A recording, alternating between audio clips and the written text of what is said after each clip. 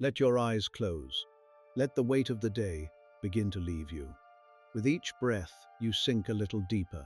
And as you rest, allow your mind to travel. Not across a city, not across a country, across time. Far beyond anything recorded in a history book. Further than Greece, further than Rome. To a place that has been standing for so long that we no longer know how old it truly is.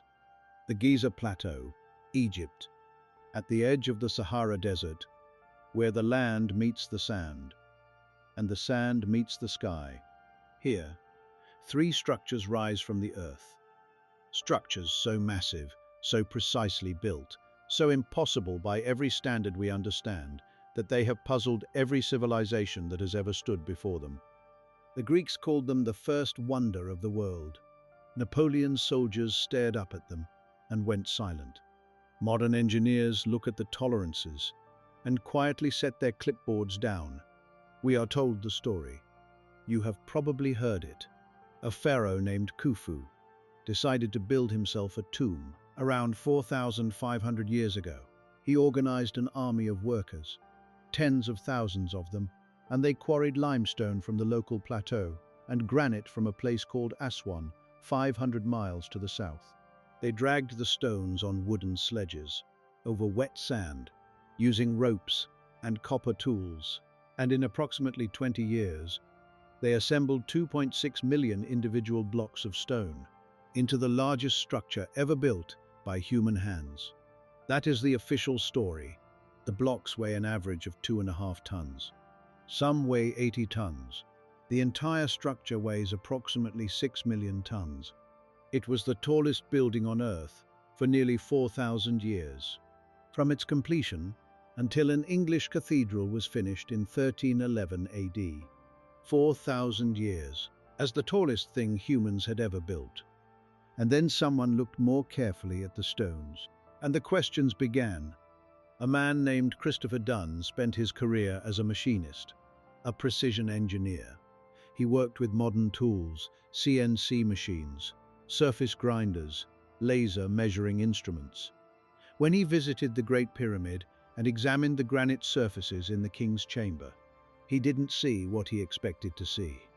He saw tool marks, drill cores, saw cuts in solid granite that matched what you would expect from industrial machinery, not from copper chisels. The surfaces he measured were flat to within 1/10,000th of an inch. 1/10,000th of an inch.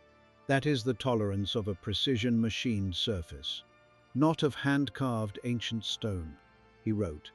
The ancient Egyptians were not just cutting stone, they were working with granite to tolerances that we today would consider exceptional. And they were doing it in ways that our conventional tools and methods cannot replicate. A machinist, not a mystic, not a conspiracy theorist, a man who works with precision tools every day of his professional life, looked at the evidence and said, the tools we believe they used could not have done this. Let that settle. You are safe. You are resting. The sand is warm. The desert is vast and quiet around you.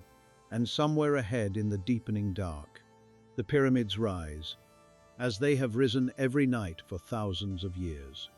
The Great Pyramid stands at the exact center of the Earth's landmass.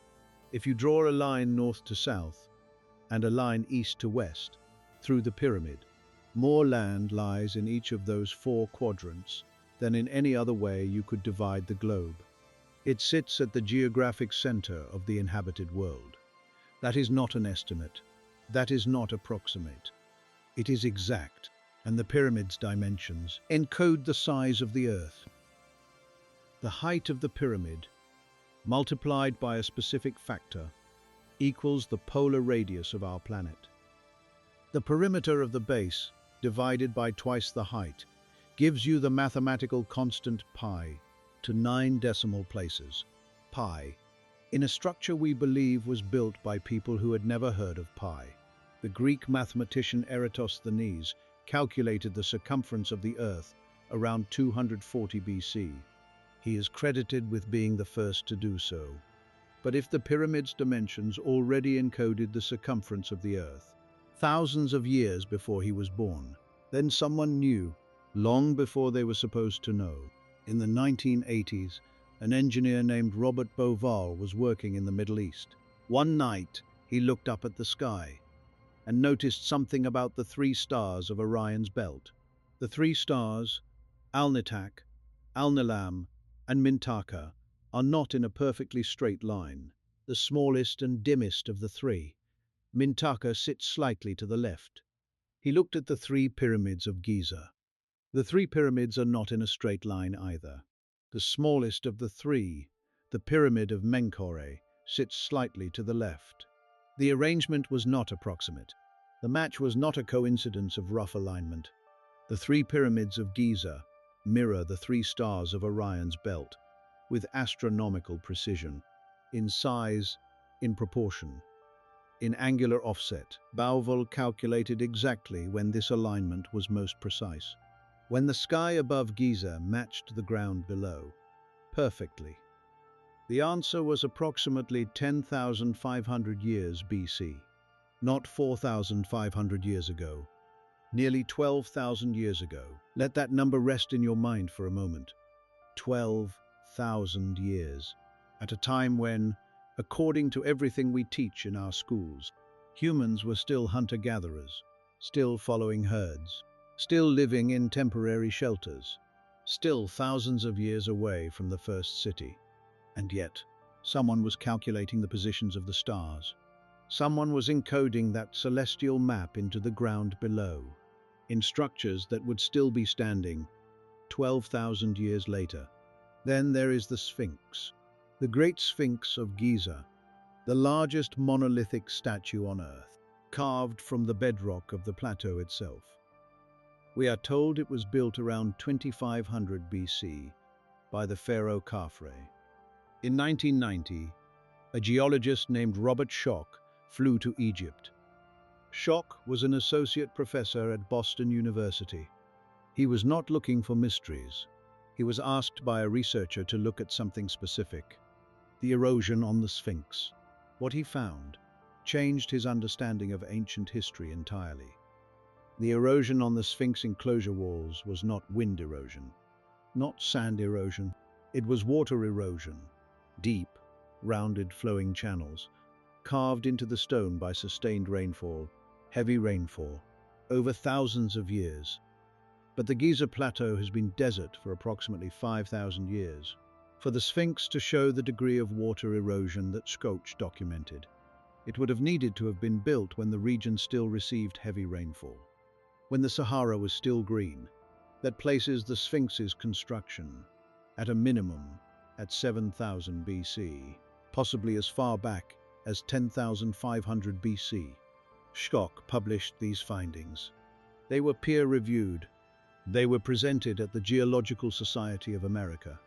His methodology was sound, the geological evidence was clear, and the Egyptological establishment largely ignored it.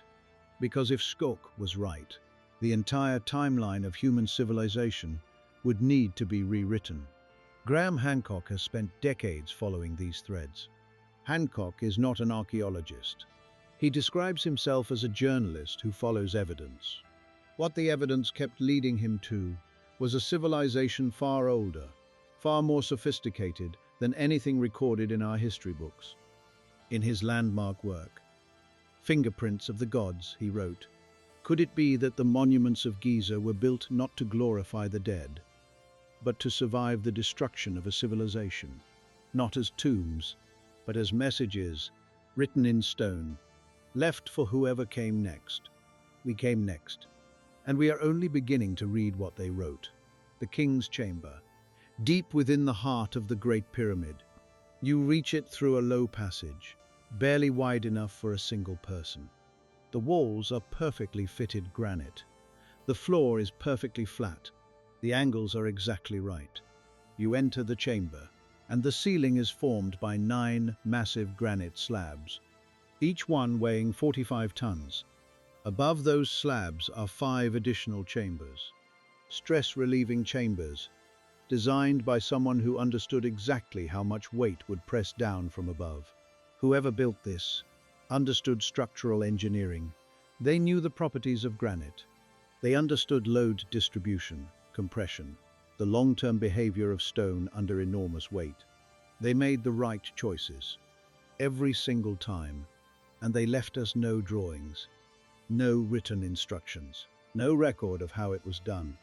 The granite sarcophagus in the king's chamber was carved from a single block of solid red Aswan granite. Christopher Dunn measured the interior. The flatness of the polished surfaces was accurate to within 1/10,000th of an inch.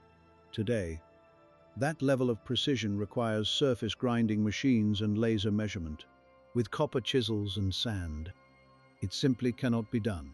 The sarcophagus is also slightly too large to have been carried through the passages, which means it was placed in the chamber before the chamber was built around it. No mummy has ever been found inside the Great Pyramid. No burial goods, no canopic jars, no inscriptions naming a pharaoh, no paintings, no prayers, no Book of the Dead, nothing. The sarcophagus was empty when Arab explorers forced their way inside in 820 AD. It has always been empty. If the pyramid was built as a tomb, where is the body? Above the king's chamber runs the Grand Gallery, one of the most extraordinary interior spaces in the ancient world. A corbelled vaulted corridor, nearly 30 meters long, 8.5 meters tall, rising at a steep angle through the body of the pyramid. The walls are fitted granite slabs, each course slightly overhanging the one below, forming an arch without a true arch, a technique that distributes weight so efficiently. The gallery has not moved in 4,500 years, not by a millimeter. The Grand Gallery contains a series of notches cut into the walls at regular intervals, 27 of them. No one knows what they held. The mainstream theory is that they supported wooden beams used during construction, but they are cut too precisely for scaffolding, too regularly spaced, too carefully finished. They look like mounting points for something that was later removed. Whatever it was, it is gone. What remains is the geometry. The Grand Gallery is aligned with extraordinary precision to the Earth's axis. The slope of its floor matches the latitude of Giza to a fraction of a degree. That is not coincidence. That is design. Let your body relax completely. Feel the weight of your limbs. Feel the warmth beneath you. You are resting somewhere safe, and the ancient world drifts through your mind, like smoke, like sand moving in a slow wind. Below the king's chamber sits another room, the queen's chamber, a smaller chamber, corbelled ceiling, perfectly centered within the pyramid. It contains two narrow shafts, just 20 centimeters wide, extending up through the body of the pyramid at precise angles.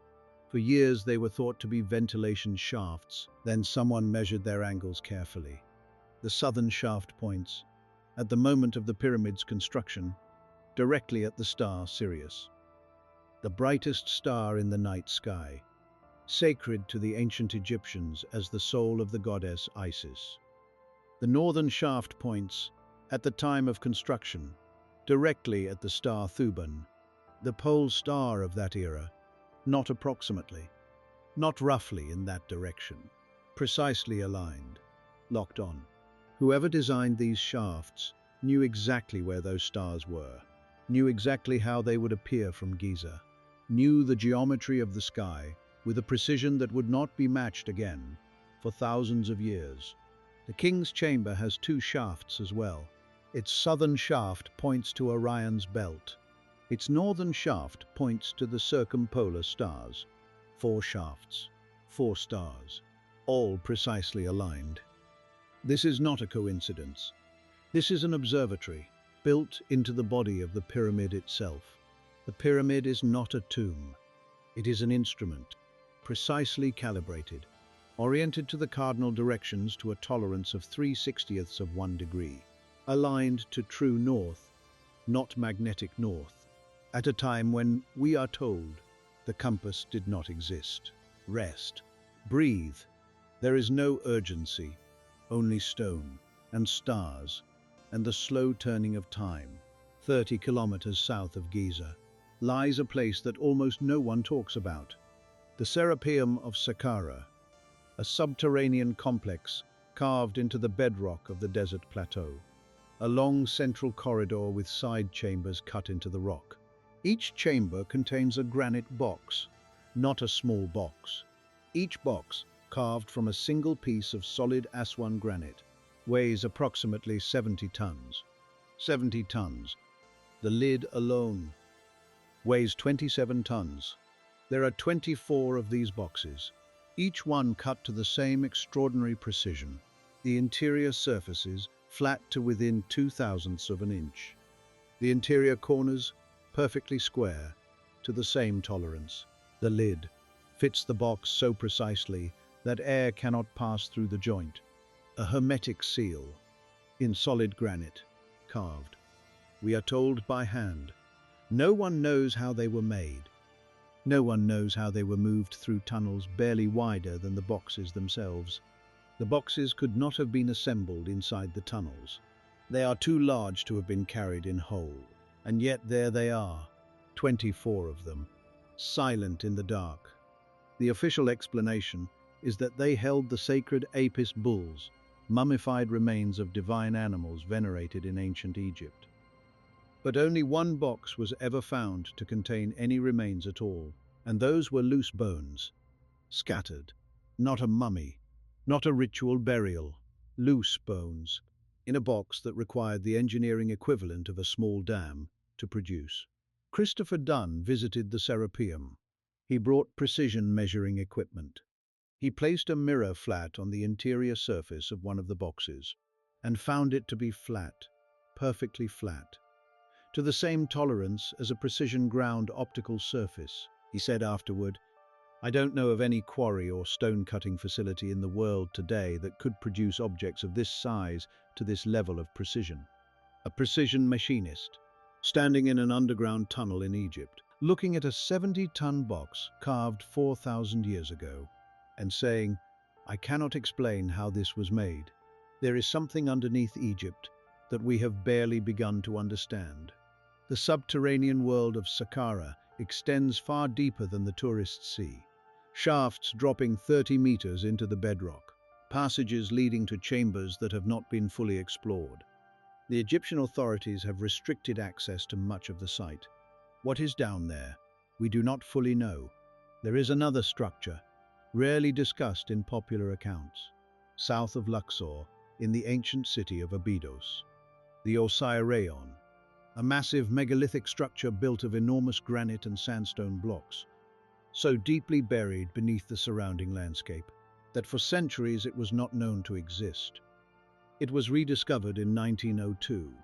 The blocks that form its walls are immense, some weighing over 100 tons. The jointing is extraordinarily precise. The style of construction bears no resemblance to any other structure in Egypt. It does not look like anything from the dynastic period. It looks older, much older.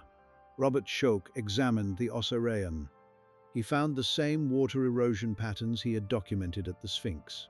Deep, rounded channels, carved by sustained rainfall. He concluded the Orion, in its original construction, dated to at least 7,000 BC, possibly much earlier. The ancient Egyptians themselves believed it to be the tomb of Osiris, their god of resurrection, their lord of the underworld, the one who died and returned. If Schoch is right, the Orion was ancient, even to the ancient Egyptians, a structure so old that they had forgotten who built it. A relic of a civilization so far back in time that by the time the pharaohs walked the earth, it was already a mystery, already a ruin, already beyond memory. What civilization built these things? What happened to them? Where did they go? The clues are scattered across the landscape of Egypt, like fragments of a dream, each one pointing in the same direction, backward, into a past we have not yet had the courage to fully investigate. The Sahara was not always a desert.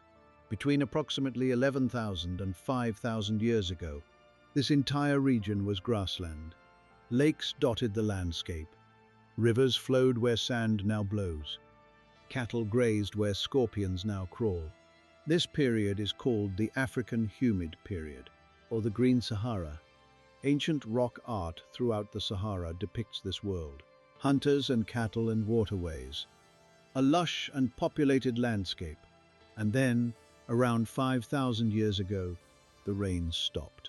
The lakes dried. The rivers disappeared. The grass turned to dust. And the people who had lived here for millennia fled east, toward the Nile, toward Egypt. What if the people who built the Sphinx, built the Orion, built the foundations of the Great Plateau, were the people of the Green Sahara? What if an advanced civilization flourished here, in the time before the desert came, and when the rains stopped and the land died?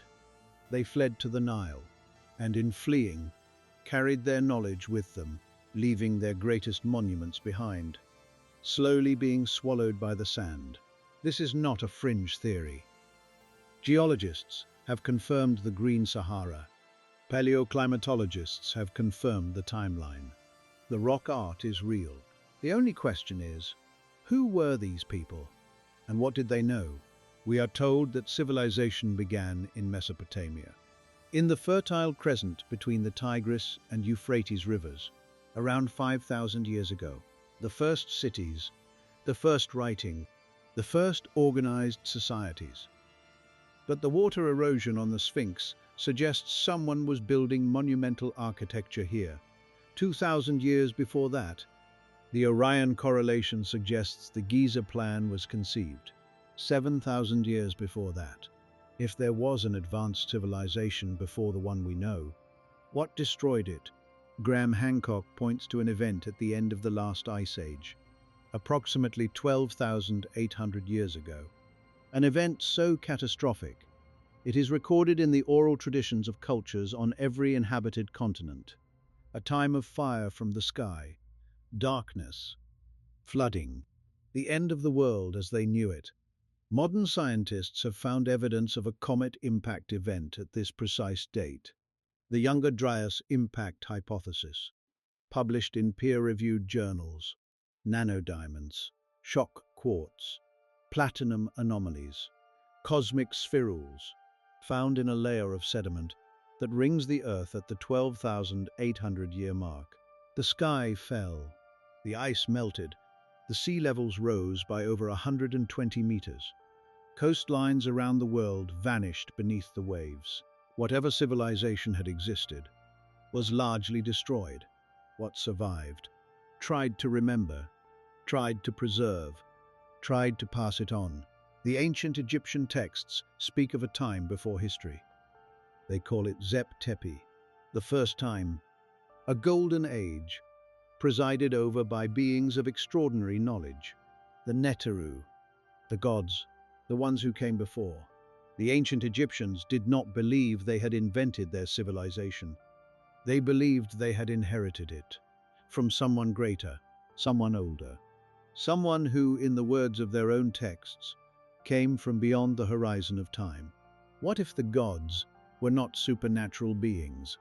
What if they were survivors, refugees from a civilization that no longer existed, carrying with them the mathematics, the astronomy, the engineering knowledge of a world that the flood had taken, teaching it to the people of the Nile, who built monuments to preserve it, who encoded it in stone, so that no matter what happened next, the knowledge would survive. The pyramid has survived ice ages, earthquakes, the rise and fall of civilizations, 2 world wars, the invention of everything. It is still there, still pointing north, still encoding pi, still mirroring Orion, still waiting. Rest now. Your breathing is slow, your body is heavy and warm. The ancient world drifts past you like a dream, like the memory of something you cannot quite name. John Anthony West, the Egyptologist who first brought Robert Schoch to the Sphinx, spent decades fighting the academic establishment for the right to ask uncomfortable questions. Before his death, he said, "The civilization we call ancient Egypt did not begin as a civilization. It began as a legacy. Someone handed it to them, fully formed. The question is, who? The earliest known examples of ancient Egyptian culture are not primitive. They are not rough. They do not look like the beginning of something. They look like the continuation of something. Something older, already developed, already refined, already deeply sophisticated. The writing system appeared, complete. The architecture appeared, complete. The religious framework appeared, complete. As if someone pressed a button and a civilization simply turned on. In 2013, archaeologists discovered a papyrus near the Red Sea, written by an overseer named Merer, an account of his crew, their daily tasks, transporting limestone from the quarry at Tura to the Giza Plateau. Some took this as the final proof. Here was the worker's diary, the supply chain, the proof of labor. But Merer's diary describes moving limestone, not granite, not the 80-ton blocks, not the casing stones fitted to optical precision, limestone. From a local quarry, the hard questions remain unanswered. How were the granite blocks moved 500 miles from Aswan? How were they cut to optical tolerances? How were the casing stones fitted with joints of 1/50th of an inch, with mortar between them that no modern chemist has been able to fully replicate? How did the builders know the circumference of the Earth? How did they encode pi into the dimensions of their structure? How does the astronomical alignment point to 12,000 years ago? We do not know. And the institutions tasked with studying these structures have for generations chosen to protect the consensus rather than follow the evidence. Robert Schoch, a credentialed geologist at a major research university, presented peer-reviewed geological data. The response was not to examine the data. The response was to protect the timeline. Because if the timeline is wrong, everything we think we know about the origins of civilization is wrong. The Great Pyramid was originally covered in 144,000 highly polished casing stones. White Tura limestone, smooth and perfect, reflecting the desert sun like a mirror, visible from miles in every direction, gleaming. The joints between those casing stones were fitted to within 1/50th of an inch, with a mortar so strong it has never been fully analyzed or replicated. An engineer who surveyed them in the 1880s noted that the jointing was of a quality rarely seen even in the finest optical instruments. Not in construction, in optical instruments. Imagine standing before it, 4,500 years ago, before the casing stones were stripped away, before the desert swallowed its context. You are a traveler, coming across the plateau in the early morning light, and suddenly, there it is, a mountain of white stone, blazing in the sun, perfectly smooth, perfectly symmetrical, rising to a gilded apex that catches the first light of dawn before anything else on the horizon. What would you think you were looking at? Not a tomb, not a building, something else.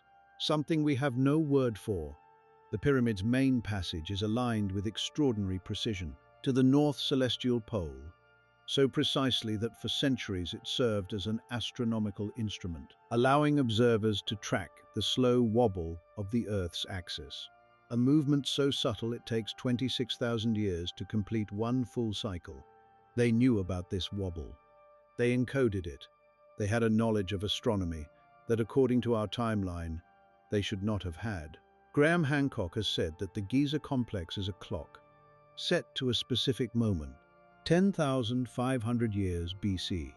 The same date that Plato described when he wrote about the destruction of Atlantis, the same date that appears in the oral traditions of indigenous peoples, from Egypt to Peru to the Pacific Islands, the same date that Robert Schoch's geology points to, the same date that the stars above Giza were last in the position the monuments encode.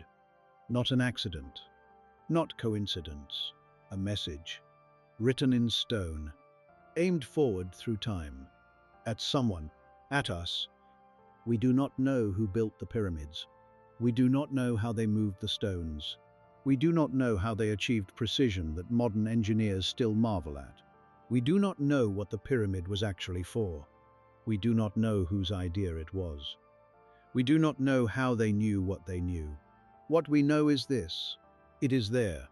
It has always been there, and every generation that has stood before it has walked away with the same quiet feeling that we are missing something, that the story is incomplete, that somewhere, in the sand or in the stone, or written in the slow turning of the stars, the answer waits. There is a moment, just before dawn, when the sky turns a color that has no name. Not black, not blue, something between a shade of deep indigo that exists only in those minutes, when the night is ending, and the world has not yet decided to be day again. In those minutes, the pyramids are invisible, just shapes, dark against dark, and then the light begins, first on the apex, a pale gold, then spreading down the faces, the shadow lines moving, the structure revealing itself, massive, patient, unchanged.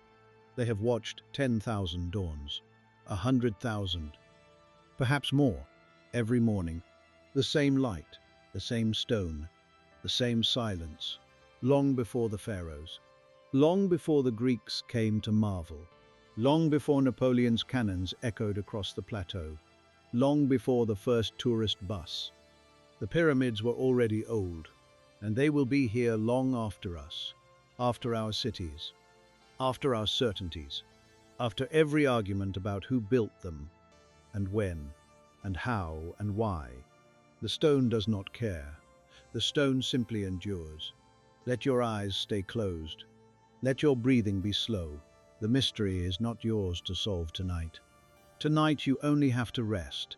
Tonight the pyramids stand watch over the desert, as they have always stood watch.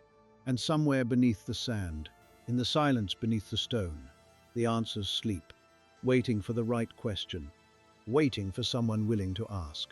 Next, Puma Punku, in the high plains of Bolivia, 14,000 feet above sea level, in the shadow of Lake Titicaca, stones that were cut with a precision that should not exist, stones that were moved in ways we cannot explain, stones fitted together so perfectly that not even paper can slide between the joints, a place that may be the oldest ruin on Earth, and a place where the official story makes even less sense than it does here.